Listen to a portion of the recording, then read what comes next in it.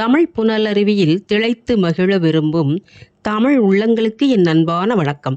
தமிழ் கூறும் நல்லுலகத்திற்கு உங்களை அன்புடன் வரவேற்பதில் மிகவும் மகிழ்கிறேன். தமிழ் அமுதம் பருக எப்போதும் எம்மோடு இணைந்திருங்கள். பதிவிற்குள் செல்வதற்கு முன் சப்ஸ்கிரைப் செய்து கொள்ளுங்கள். பெல் குறியீட்டினை தொட்டுவிடுங்கள். செல்லலாமா?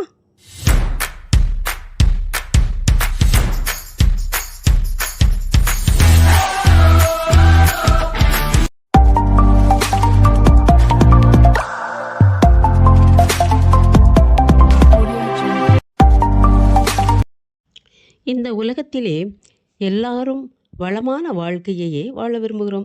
வறுமையில் வாட எவரேனும் விரும்புவரோ? வசதியாக வாழ வேண்டும் என்றால் அதற்கேற்ற வருமானம் வர வேண்டும் இல்லையா? 40-50 வருடங்களுக்கு முன்னால் நாம் எவ்வாறு வாழ்ந்திருந்தோம்? கொஞ்சம் நினைவுபடுத்தி பாருங்கள். வீடுகளிலே வண்ண தொலைக்காட்சி என்பது உண்டா? கைகளிலே கைபேசி, திறன்பேசி, எல்லா வகையான தொலைக்காட்சி அல்லது எல்லா வகையான திரைப்படங்கள் என்னென்னவோ வந்துவிட்டன. இப்பொழுது வீட்டிலேயே இருந்து கொண்டு பார்க்கலாம். திரையரங்குகளுக்கு செல்ல வேண்டிய அவசியமே இல்லை.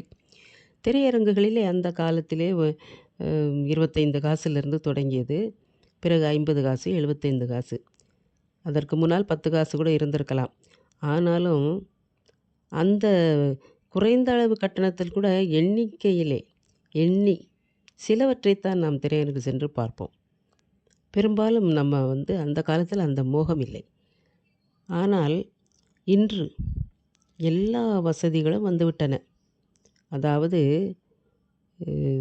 ஒரு திரைப்பட பாடல் அந்த காலத்தில் என்எஸ் கிருஷ்ணன், டி.எம். மதுரம் பாடல், ஒரு பட்டனை தட்டுனா தட்டிலே இட்லி வந்துவிடணும், குழாயை திறந்தா தண்ணி வந்துவிடணும், எல்லாம் இயந்திரமயமாக வேண்டும், துணி துவைப்பதற்கு, மாவு அரைப்பதற்கு எல்லா மிஷினும் வந்துடணும் அப்படின்னு ஒரு பாட்டு இருக்கும்.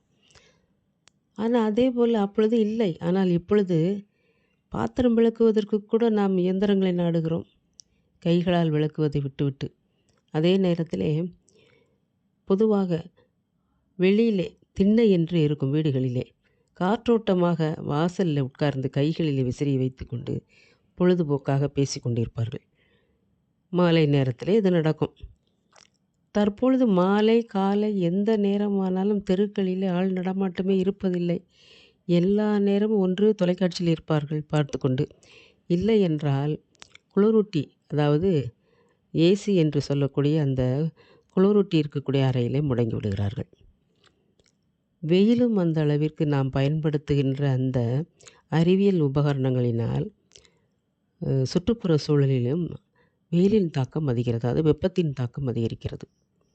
அதற்கு நாம் தான் காரணம். ஆனால் இவற்றையெல்லாம் அனுபவிக்க வேண்டும் என்று ஆசை இருக்கிறது. அந்த காலத்தில் அது இல்லை.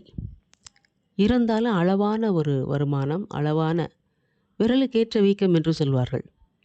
அந்த அளவிற்கு வருமானம் எவ்வளவு இருக்கிறதோ அதற்கு தகுந்தால் போல் செலவழிப்பார்கள்.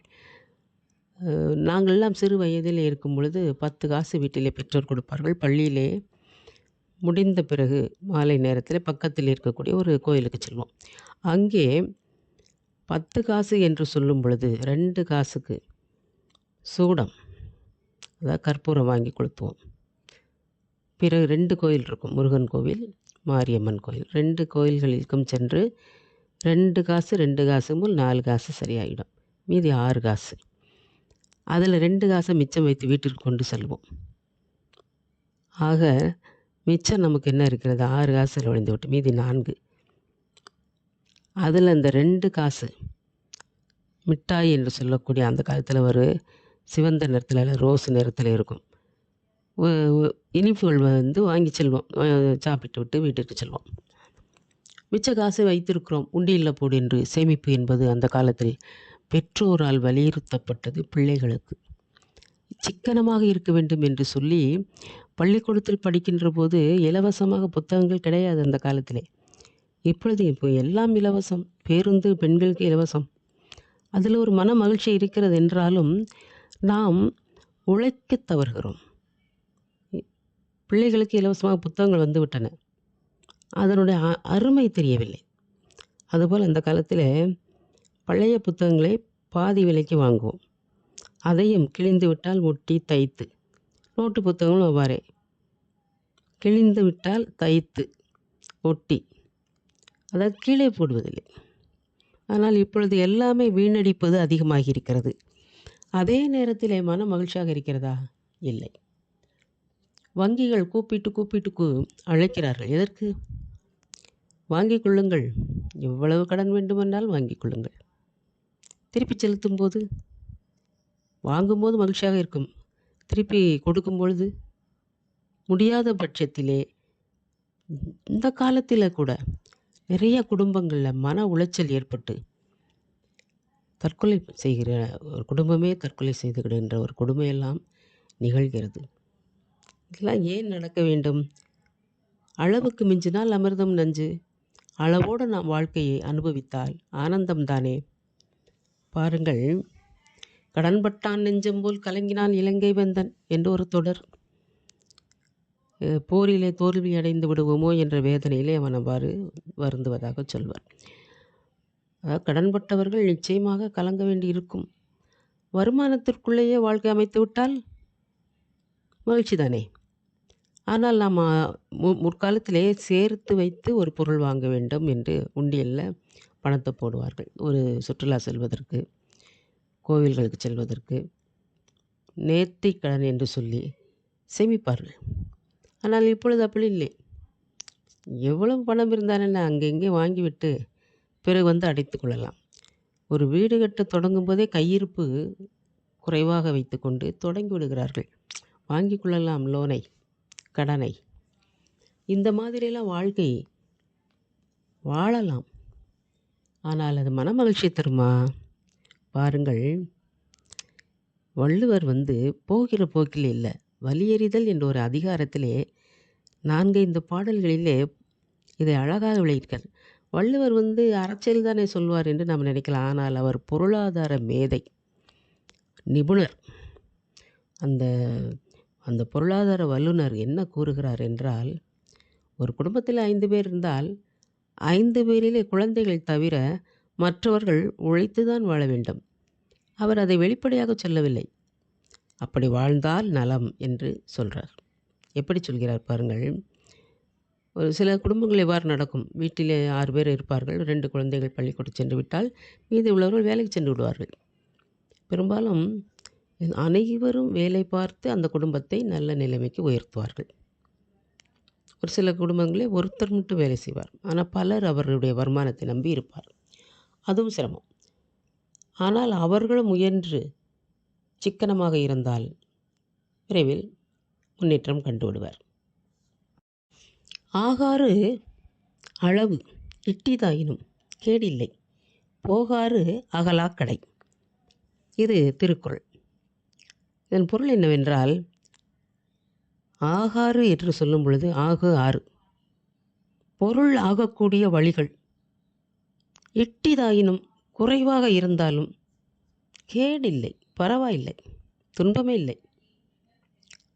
நமக்கு வருமானம் இவ்வளவு வரவில்லையே, அவ்வளவு வரவில்லையே, அனைவரும் உழைக்கவா செய்கிறார்கள் என்றெல்லாம் மனத்தாங்கள் தேவையில்லை. ஆகும் ஆறு, பொருள் வரும் வழிகள் எட்டிதாயினும் குறைவாக இருந்தாலும் பரவாயில்லை. ஆனால் ஒன்றை மட்டும் நாம் தவிர்த்து விட வேண்டும். அது எது? போகுமாறு, அதாவது போகாறு அகலாக்கடை. போகாறு என்றால் நம்மை விட்டு செல்வம் நீங்கும் வழிகள், செலவு. அகலாக்கடை, அது அகலமாகாமல் பார்த்து கொள்ளுங்கள். பிறகு ஏன் பிரச்சனை வருகிறது? செல்வம் வரும் வழிகள் நமக்கு குறைவுதான். ஒருத்தர் தான் வருமானம், மாத வருமானம், மற்றபடி சேமிப்பு எதுவும் குறைவு தான். ஆனால் அது தவறில்லை. ஆனால் செலவு வருமானத்திற்கு மிஞ்சி நம்மை விட்டு அகலாக்கடை செல்லாமல் பார்த்து கொள்ள வேண்டும். எவ்வளோ அற்புதமான குரல் சொல்கிறார். இது இந்த பாடல் உங்களுக்கு நினைவு வருமே. வரவு 8 செலவு 10.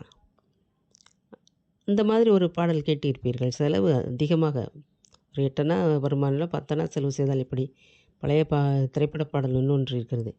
50 ரூபா சம்பளக்காரை 80 ரூபா புடவைக்கு ஆசைப்படலாமா என்று வரும். இந்த மாதிரி ஒரு அளவான வாழ்க்கை வாழ்ந்துவிட்டால், இந்த கடன் பிரச்சனையினால் குடும்பமே கலங்கி விட்டது, தன்னுடைய உயிரை மாய்த்து கொண்டு விட்டது என்று ஒரு நிலை ஏற்பட வழியே இல்லை. உண்மைதானே? பணம் வேண்டும், ஆனால் அதை பொருள் ஈட்டுவது நேர் வழியில் ஈட்ட வேண்டும். சிறு சேமிப்பு என்ற அளவில் சேமித்து வைத்துக்கொண்டு வாழ்க்கையில் முன்னேற வேண்டும் என்பதை வள்ளுவர் என்ன சொல்லியிருக்கிறார்? வரவுக்கு ஏற்ற செலவு செய்ய வேண்டும். வரவை மீறி செலவு பார்த்துக்கொள்ள, நம்மை மீறி செல்லாமல் பார்த்துக்கொள்ள வேண்டும். அழகாக சொல்லியிருக்கிறார். சிந்திப்போமா? அடுத்த காணொளியில் நாம் சந்திப்போம். நன்றி, வணக்கம்.